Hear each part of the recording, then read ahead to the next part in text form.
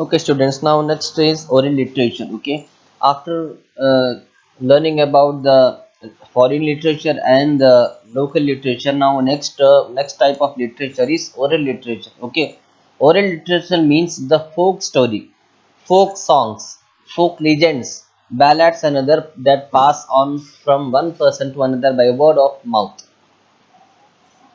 Since the beginning of human life, human beings are passing on their experience in the form of story, in the form of songs, in the form of ballads, orally from generation to generation. Okay, the folk people have created ballads about their local heroes, their legends, their celebrities.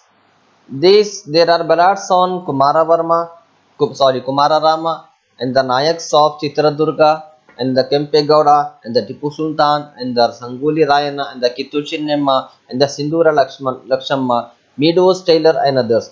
These folks are written in different languages. Legends mean the local mythological stories. Okay, every place will have their own legends.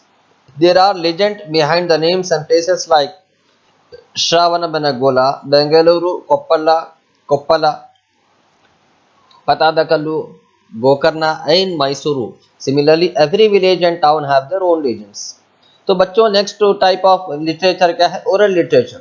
Oral literature means वो बातें जो किताबों में लिखी नहीं गई बल्कि जबान से कही गई बातें. ओके, हमारे दादा ने हमारे वालिद को कहा, उनके दादा ने उनके वालिद से कहा, उनके वालिद ने उनके दादा से उनके वालिद ने कहा, उनके वालिद उनसे उनके वालिद ने कहा. तो इस तरह जनरेशन से चलती आ रही कहानियों को, कहानियां हैं, गाने हैं, और सच्चे वाकयात है, और जो है सो नज़में हैं, पोयम्स है.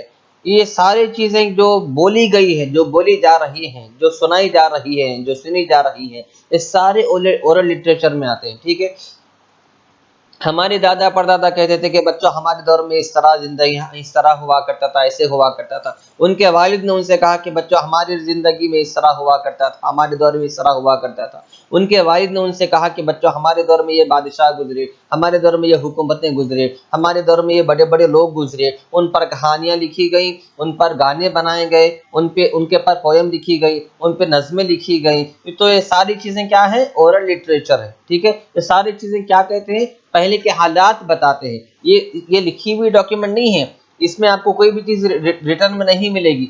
इसमें आपको कोई भी चीज़ बुक्स में नहीं मिलेगी, डॉक्यूमेंट्स में नहीं मिलेगी, बल्कि आप सिर्फ लोगों के मुंह से सुनेंगे कि भाई हमने ये सुना था, हमें ये मालूम हुआ, हमारे आबाब अजदाद से, हमारे बड़े लोगों से हमें ये मालूम हुआ, हमारे पुरखों से ये हमें मालूम हुआ, हमारी पीढ़ियों से हमें ये मालूम हुआ कि ये. और बहुत से लोग, बहुत से ऐसे बलाट्स यानी नज़में, बलाट्स ऐसे यानी नज़में और गज़लें और गीत जो बड़े बड़े लोगों में लिखी गई हैं. जिस मिसाल के तौर पर कुमारा वर्मा पे लिखी गई, और चित्रदुर्गा के जो बादशाह गुजरे नायक्स, उन पे लिखी गई, केम्पेगौड़ा पे लिखी गई, टीपू सुल्तान पे मनकबतें लिखी गई, संगोली रायना पे नज़में लिखी गई, कित्तूर रानी चिन्नेमा पे जो है पोयम लिखी गई, सिंदूरा लक्ष्मम्मा पे के जिंदगी पर पोयम लिखी गई, उनके बहादुरी पर, उनकी दरिया दिली पर, उनके लोगों के प्रति प्रेम के ऊपर लिखी गई, मेडोस टेलर के ऊपर लिखा गया. ये सारे लीजेंड्स इन्हें सच्चे वाकयात पे लिखी गई कहानी को लीजेंड्स कहते हैं.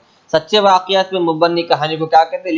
लीजेंड्स मीन्स माइथोलॉजिकल स्टोरीज, यानी जो पहले जो वाकई में पहले हो चुका है, वो स्टोरीज को क्या कहते हैं? लीजेंड्स. वो लीजेंड्स है वो कहानियां जो पहले हुई हैं, वो कहानियां जिसमें वो वाकयात लिखे गए हैं जो पहले गुजर चुके हैं, इन तमाम को क्या कहते हैं? Oral literature. There are legends behind the names and places like. और बहुत से कहानियां जो है, बहुत से कहानी अलग अलग शहरों पे लिखी गई है. श्रावण बेलागोला पर कहानी लिखी गई, बेंगलुरु शहर के ऊपर कहानी लिखी गई, कोप्पल शहर के ऊपर कहानी लिखी गई, पतादाकालू बल्कि एक शहर है उसके ऊपर कहानी लिखी गई.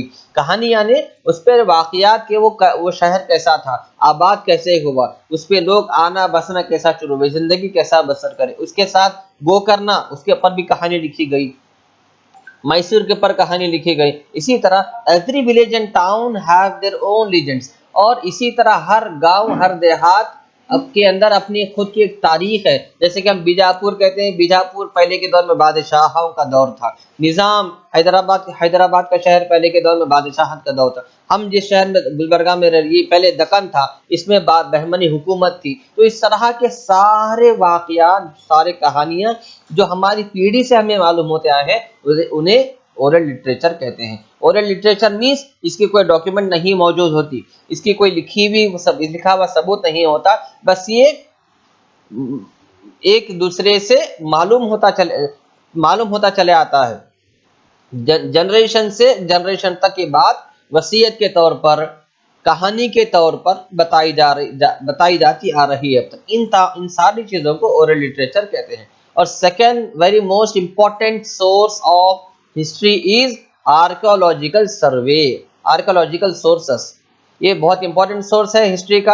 आर्कोलॉजी जो है 4 डिफरेंट टाइप्स में डिवाइड की जाती है, ठीक है। एक है इंस्क्रिप्शंस यानी वसीयतनामे, दूसरा है कॉइन्स यानी वो सिक्के जो पहले करेंसी के तौर पे इस्तेमाल होते थे। पहले के दौर में अशरफियाँ इस्तेमाल होते थे, उसके बाद सोने की सिक्के, उसके बाद चांदी की सिक्के आए, उसके बाद पीतल की तांबे की सिक्के आए, उसके बाद मॉन्यूमेंट्स यानी इमारतें, मंदिरों की इमारतें, मस्जिदों की इमारतें, महल्लात की इमारतें, किले की इमारतें, घरों की इमारतें। उसके बाद अदर रियून्स, उसके बाद दूसरे other sources. Other ruins means दूसरे हुकूमती बादशाही दौर के ताल्लुक से archaeological survey.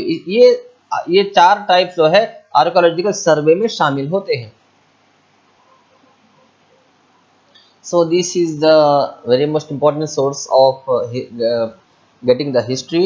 This source is not only this source are available not only on the surface of the earth, also hidden deep in the depth of the earth. That means the hidden things in the earth are dug out by using scientific methods. Using scientific sensors, we can sense the remainings of the ancient peoples. Okay, this is the sources which are available not only on the top of the surface of the earth.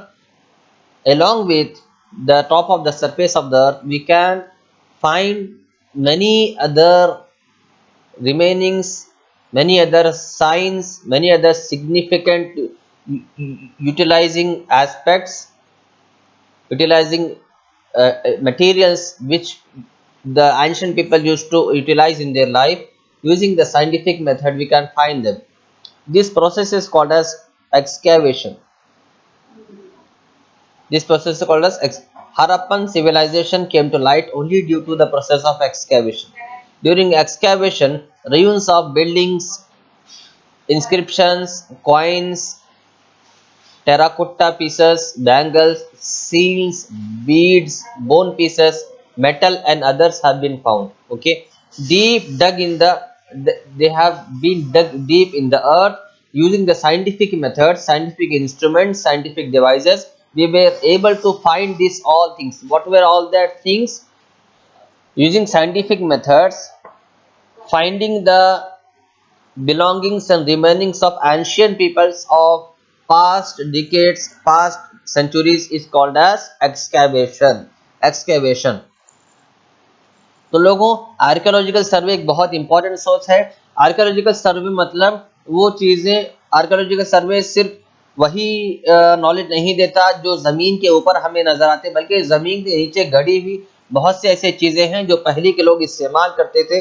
जैसे कि coin है, bangles है, और उनके पुराने हड्डियाँ हैं, और उनके मेटल की चीज़ें हैं, और उनके पीसेस है, और उनके महल्लात है, और उनकी लिखी हुई वसीयतें हैं। ये सारी चीज़ें हम साइंटिफिक मेथड के ज़रिए ज़मीन के अंदर से मालूम कर सकते हैं। ज़मीन के अंदर में बहुत से ऐसे चीज़ें गड़े हुए हैं जो हिस्ट्री के बारे में हमें बताते हैं। तो साइंटिफिक मेथड को यूज़ कर ज़मीन के अंदर गड़े हुए चीज़ों को इस्तेमाल करके पिछले के लोगों की तारीख मालूम करने का जो प्रोसेस है उसे क्या कहते हैं? Excavation. The process is called as excavation. इसके जरिए हमें महल्लात के जो टूटे हुए दीवार इमारतें हैं उसके बारे में मालूम होता है, और हम उनके वसीयतों के बारे में मालूम होता है, और उनके इस्तेमाल किए हुए सिक्कों के बारे में मालूम होता है, उनके चूड़ियाँ, उनके जो मोहर होती थी, सील्स, उनके मोहरें, उनके बारे में मालूम होता है, और उनके मेटल के इस्तेमाल करने वाले चीज़ां जो वो इस्तेमाल करते थे उसके बारे में मालूम होता है। इस इसका प्रोसेस का नाम